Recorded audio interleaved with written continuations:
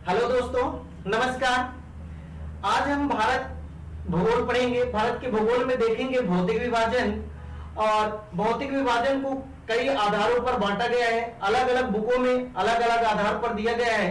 किसी बुकों में आप 4 भाग में पाएंगे, किसी में 5, किसी में 6। तो उसी भौतिक विभाजन में आज हम देखेंगे जो प्रायद्वीपीय भारत है उसको हम देखेंगे।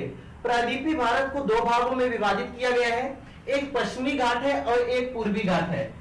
यहां से देखेंगे ये वाला क्षेत्र, ये इधर का आपका पश्चिमी घाट हो जाएगा और ये आपका पूर्वी घाट हो जाएगा। तो जो पश्चिमी भाग के जो तटीय क्षेत्र है इसको भी हम साथ में देख लेंगे। तो ये आपका पश्चिमी भाग का तटीय हो जाएगा और इधर आपका क्या हो जाएगा, पूर्वी भाग का तटीय हो जाएगा। तो पश्चिमी भाग के तटीय यानी पश्चिमी घाट ही हम देख लेते हैं। तो जो हमारा पश्चिमी घाट होगा तो इसका देखेंगे विस्तार कहां से कहां तक है। तो हमारे पश्चिमी घाट का जो विस्तार है, तो यहां से मध्य प्रदेश के बैतूल से एक नदी निकली है जिसका नाम है ताप्ती नदी। तो यहाँ ये उत्तर में ताप्ती नदी से लेके और दक्षिण में आपका कन्याकुमारी तक इसका विस्तार है। तो पश्चिमी घाट का विस्तार कहां से कहां है, उत्तर में ताप्ती नदी से लेकर दक्षिण में कन्याकुमारी तक इसका विस्तार है। इसकी अगर लंबाई की बात किया जाए तो इसकी लंबाई लगभग 1500 किलोमीटर है। कितने किलोमीटर है, 1500 किलोमीटर है। अगर इसकी बात किया जाए कि औसतन ऊंचाई कितना है, तो पूर्वी घाट के अपेक्षा इसकी औसतन ऊंचाई थोड़ा ज्यादा है। और इसकी औसतन ऊंचाई है, देखेंगे यहाँ पे, तो इसकी औसतन ऊंचाई है 1200 मीटर। कितने मीटर ऊंचाई है, 1200 मीटर इसकी औसतन ऊंचाई है।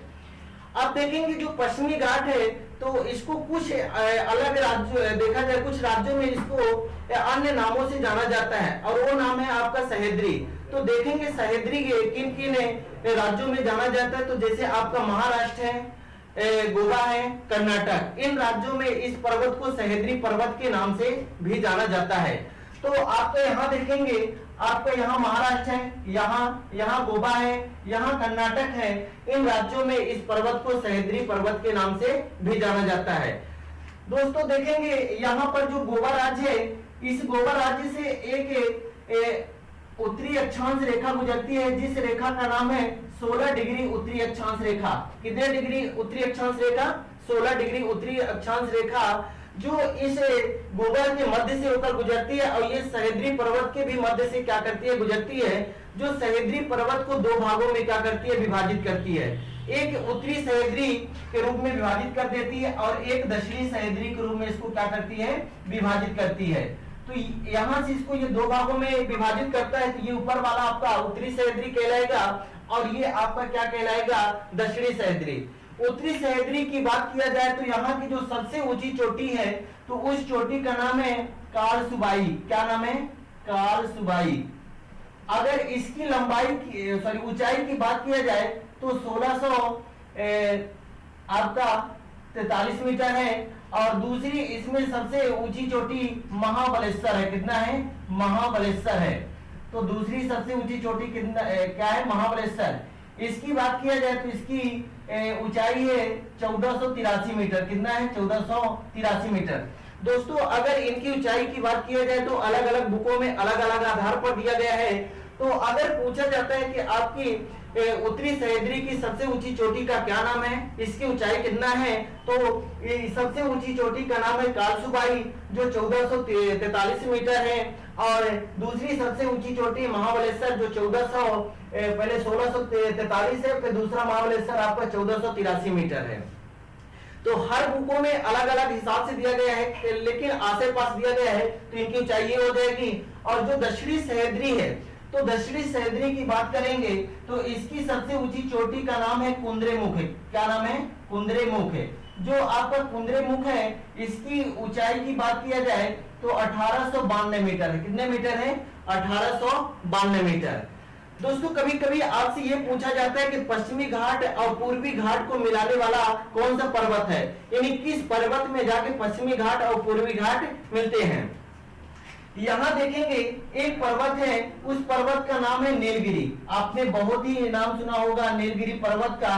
जो ये नीलगिरी पर्वत है, ये पश्चिमी घाट और पूर्वी घाट को क्या करता है, आपस में जोड़ता है। और इसी नीलगिरी पर्वत की सबसे ऊंची चोटी का नाम है डोडा बेटा। क्या नाम है? डोडा बेटा। तो इसकी सबसे ऊंची चोटी का नाम है डोडा बेटा, जिसकी लंबाई की अगर बात किया जाए तो ऊंचाई की बात किया जाए तो 2637 मीटर इसकी क्या है? ऊंचाई है। फिर इसी के नीचे देखेंगे एक अनामुदी पर्वत है, जिसकी सबसे ऊंची चोटी का नाम है अनामुड़ी।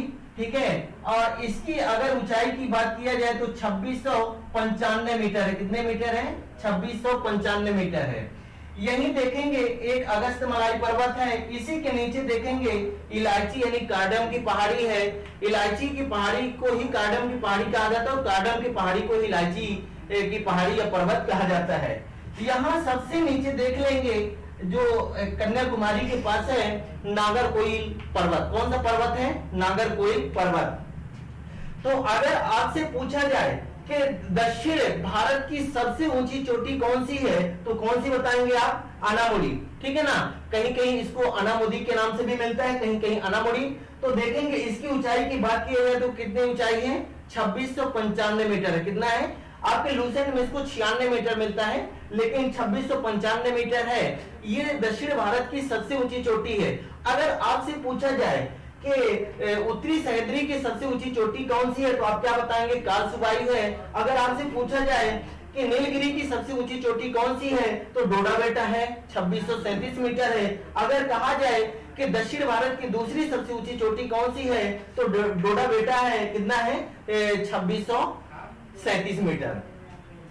अब देखेंगे यहाँ जो पश्चिमी घाट है, तो ये यहाँ से अगर देखा जाए तो दक्षिण पश्चिम मानसून के कारण यहाँ ज्यादा थोड़ा वर्षा होती है, ये पूर्वी घाट के अपेक्षा। तो जो ये पश्चिमी घाट में अधिक वर्षा होने के कारण यहाँ लेटराइट मिट्टी का क्या होता है? निर्माण होता है। कौन सी मिट्टी का निर्माण होता है? लेटराइट मिट्टी का निर्माण होता है। और इस लेटराइट मिट्टी में देखेंगे तो चाय, काफी और मसालों की खेती की जाती है। और देखा जाए तो शेष प्रायद्वीपीय भारत में लाल मिट्टी पाई जाती है। उस प्रायद्वीपीय भारत में जहां लाल मिट्टी पाई जाती है, तो वहां मोटे अनाज, चावल, तंबाकू और सब्जियां की खेती की जाती है। इसी पश्चिमी घाट में देखेंगे आपके 4 दर्रे भी मिलते हैं। आपने देखा होगा कि 4 दर्रों का नाम भी सुने होंगे आप। यहाँ आप देखेंगे एक दर्रे का नाम है थाल घाट। कौन सा दर्रा है?